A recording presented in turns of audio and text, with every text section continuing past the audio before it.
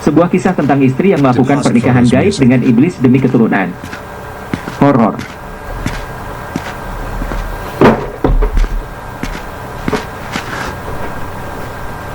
Sang pengantin iblis. September 1999.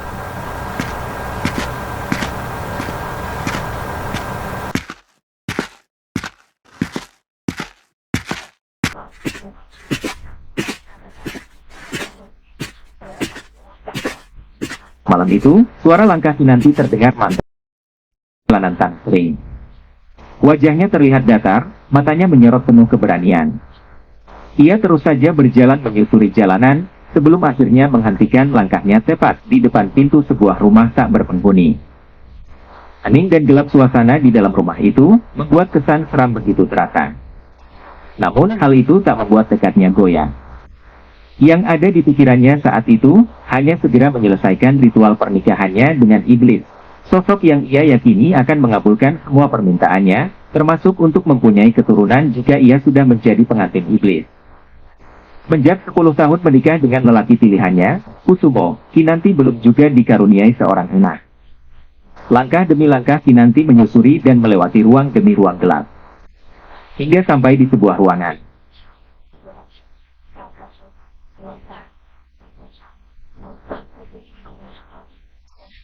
Di sana seorang perempuan tua, Mbah Sumi, sudah menunggunya. Mbah Sumi mengeluarkan korek api, menghidupkan 3 buah lilin warna merah. Ia kemudian berjalan ke arah satu cawan dan sebuah tungku. Kinanti melihat kepulan asap ketika menyebar, mengepul yang berasal dari dupa yang baru saja ia bakar dan ia letakkan di dalam tungku. Tak lama, aroma dupa dan wangi bunga 7 rupa tercium oleh Kinanti. Asap dupa itu oleh Mbah Sumi disebar di sekitaran lantai kamar, mulai berbaur. Senduk, sempurnakan ritualmu dengan ratus yang sudah Simbok siapkan. Ujarnya sembari menunjuk sebuah tungku ukuran kecil yang sudah mengepulkan asap kemenyan, dan disambut oleh anggukan kepala Kinanti. Mbah Sumi membawa Kinanti duduk mengangkang, lalu Mbah Sumi meletakkan di antara kedua kaki Kinanti. Kinanti lalu melihat Mbah Sumi mengambil sebilah pisau, dan berjalan ke arah seekor ayam jantan yang terikat. Mbah Sumi lalu menyembelih ayam itu. Kinanti merasa ngeri melihat ayam itu menggelepar sebelum akhirnya mati. Mbah Sumi lalu lanjut membelah dada ayam, memasukkan tangannya yang kurus dan mengambil hati ayam itu. Hati ayam terlihat hitam, dan ternyata dibawa Mbah Sumi ke mulut Kinanti untuk ia makan. Kinanti merasa jijik, tapi ia tetap melahap hati ayam itu, ia makan mentah-mentah, lalu ia telan. Kinanti harus menahan agar ia tidak memuntahkannya. Mbah Sumi mengambil sebuah wadah dengan berisikan cairan darah ayam kental berwarna merah dan sudah bercampur dengan kembang melati. Mbah Sumi lalu memandikan Kinanti dengan darah ayam bercampur kembang melati itu. Aroma amis darah ketika menusuk masuk ke dalam indera penciumannya. Proses ritual pembersihan selesai. Mbah Sumi membuka pintu lemari, mengambil kain berwarna merah darah. Kain itu lalu dililitkan ke tubuh Kinanti, lalu memakaikan tudung hitam transparan yang menjuntai panjang, menutup ujung kepala hingga perut. Akhirnya, perempuan tua itu mengenakan mahkota dari ranting kayu ke kepala Kinanti. Sosok perempuan tua itu lalu melambai, memberi isyarat Kinanti untuk mendekat dan duduk di tepian ranjang. Sekarang Kinanti sejenak menunduk, memejamkan mata seraya bergumam lirik mengikuti ucapan Mbah Sumi membaca sebuah mantra. Setelah itu, Mbah Sumi lalu meninggalkan Kinanti sendirian di dalam kamar. Kesunyian segera melanda. Cahaya kelipan lilin membuat Kinanti merasa tidak nyaman. Tak lama setelah itu, terdengar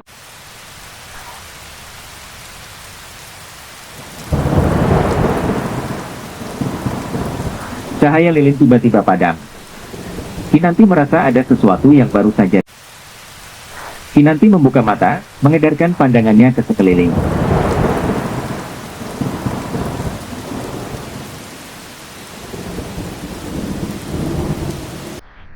Tepat di sudut kamar sebelah kiri, Kinanti mendapati sosok hitam besar sudah berdiri di ruangan itu. Kinanti langsung merasakan hawa panas serta aroma busuk menyengat, menyambut yang mengerikan itu. Kinanti menariknya. Kinanti yang tidak bisa berkutik karena ketakutan yang amat sangat, hanya bisa pasrah. Sedangkan di tempat lain, malam itu di sebuah rumah bernuansa bangunan Belanda, lebih tepatnya di teras halaman depan, terdapat dua orang lelaki bertubuh gempal dan kurus sedang duduk saling berhadapan. Mereka tengah membicarakan fenomena YG baru beberapa jam YG lalu terjadi. Yaitu 3 bola api YG tiba-tiba saja muncul dan melesat di atas langit desa. Tak lama, lelaki bertubuh gempal itu bangkit ketika melihat seorang lelaki YG lebih tua darinya berjalan dengan terburu mendekatinya. Wajah lelaki itu tampak begitu tegang. Matanya nyala, menyerap kecemasan dan kekhawatiran begitu mendalam. Sesampainya di teras halaman depan, muncul sikap akrab di antara mereka bertiga. Terlihat dari cara mereka menyapa. Lelaki YG baru saja sampai itu berucap sebelum ia duduk di sebelah lelaki tua kurus yang sedari tadi duduk. Iki bakal ono balas gede neng besok ini, bah. Ono SIK lagi waing lekoni ritual terlarang. Iku artine, uji kekuatan ireng telu lahir. Bakal ada musibah besar di desa ini, mbah. Ada yang baru saja melakukan ritual terlarang, itu artinya, satu kekuatan hitam juga ikut terlahir. Lelaki tua yang masih terduduk itu tampak tertegun mendengar ucapan lelaki yang baru saja datang itu. Iku artine, sampean jupun retos bakal enten musibah nopo nih, mbah. Itu artinya, sampean juga sudah tahu bakal ada musibah apa nantinya, mbah. Tanya Pak Wiro, lelaki bertubuh gempal. Aku kiro, seno yowis reti. Mung, saiki awak dewi durung reti nendine. Aku rasa, seno juga sudah tahu.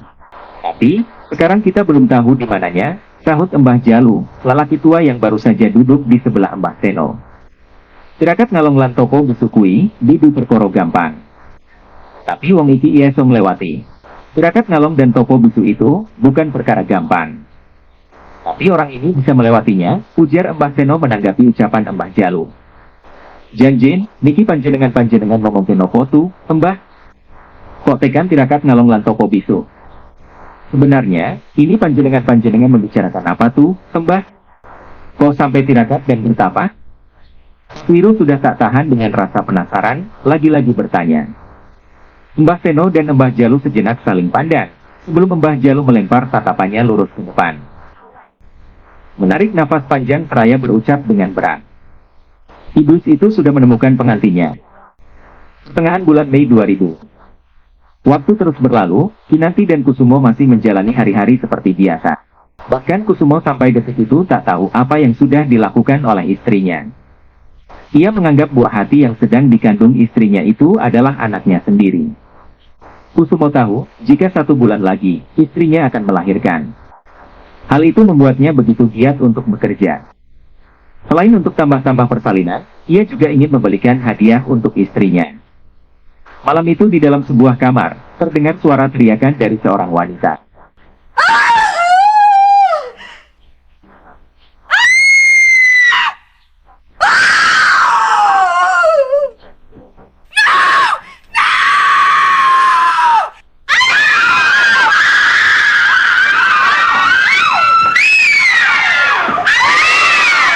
Lenting hati itu pun tak mampu membuat warga sekitar terbangun.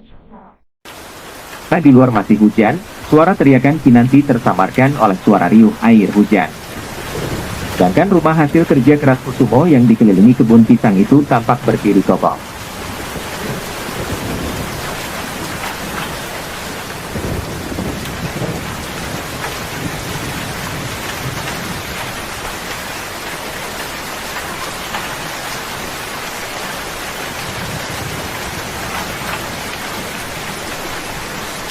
Walaupun hanya berbentuk plaster semen yang masih belum sempurna. Tapi di dalamnya, terdapat seorang wanita yang sedang berteriak kesakitan, berjuang antara hidup dan mati. Dia sendirian, memegang perutnya yang terasa seperti dicabik-cabik ganas dari dalam. "Aduh, sakit, tolong!" teriaknya sembari sesekali mengejan, menahan napas. Keringatnya mulai mengucur, membasahi wajah dan seluruh tubuhnya.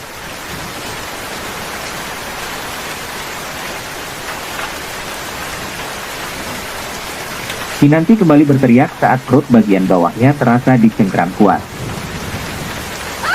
Dalam perutnya itu seperti binatang buas yang sudah kelaparan.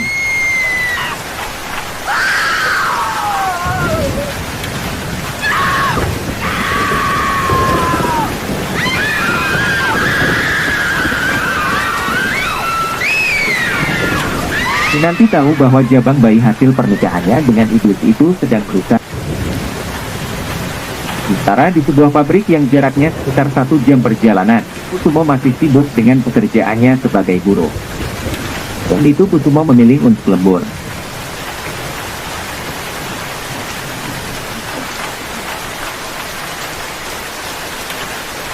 "Ayo tuleo ponduk, ge dan metu.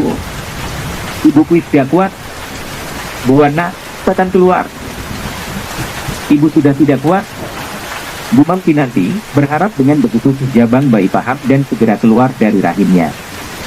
Benar saja, setelah kalimat itu terucap, otot bagian bawah perut yang kaku itu semakin lama semakin mengencang kuat. Seakan bayi itu mendengar ucapan ibunya. Tak lama setelah itu, tampak senyum tersungging menghiasi ujung bibirnya.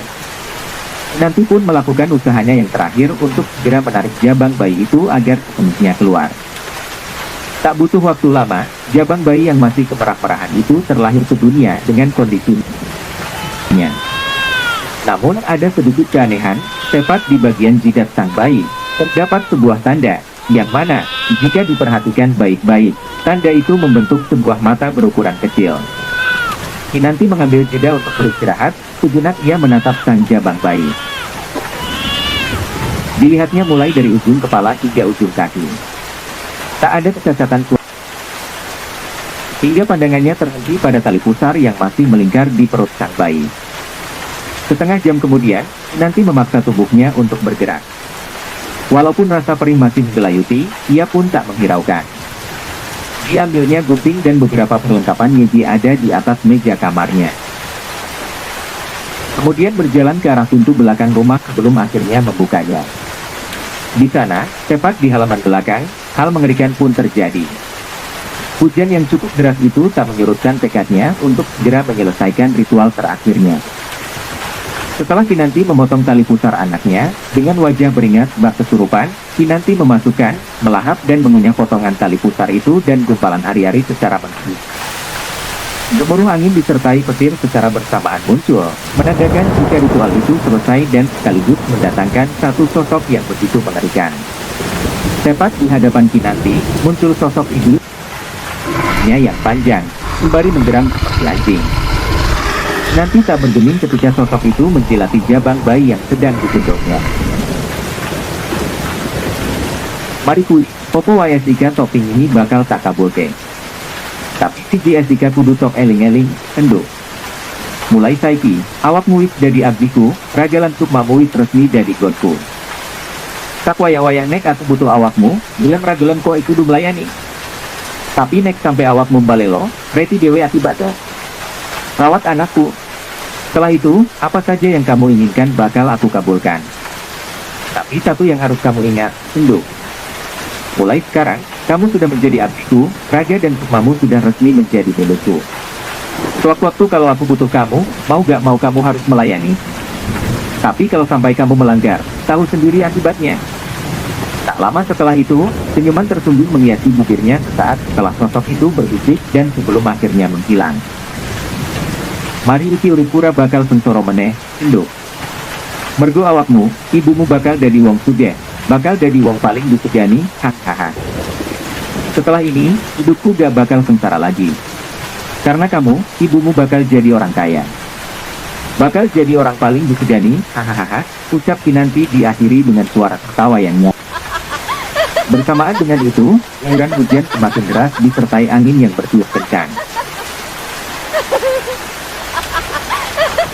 Bahkan sosok-sosok tak kasat mata yang ada di sekitaran tampak tertawa senang ketika melihat Kinanti berjalan masuk. Peristiwa itu, kehidupan Kinanti berubah drastis. Ia menjadi orang paling kaya dan orang paling disegani. Bahkan dia sampai berhasil menjadi anggota dewan dengan 3 periode berturut-turut. Namun ada satu hal yang masih menjadi misteri besar yang belum terkuat, yaitu Kusumo. Semenjak saat itu, Kusumo tak terlihat lagi, bahkan namanya menjadi perbincangan warga desa. Sampai akhirnya, karena warga curiga, mereka berbondong-bondong menggerebek rumah Kinanti. Di sana, fakta mengejutkan terkuak. Jasad Kusumo ditemukan di dalam kamarnya, dalam kondisi sudah diawetkan. Selesai.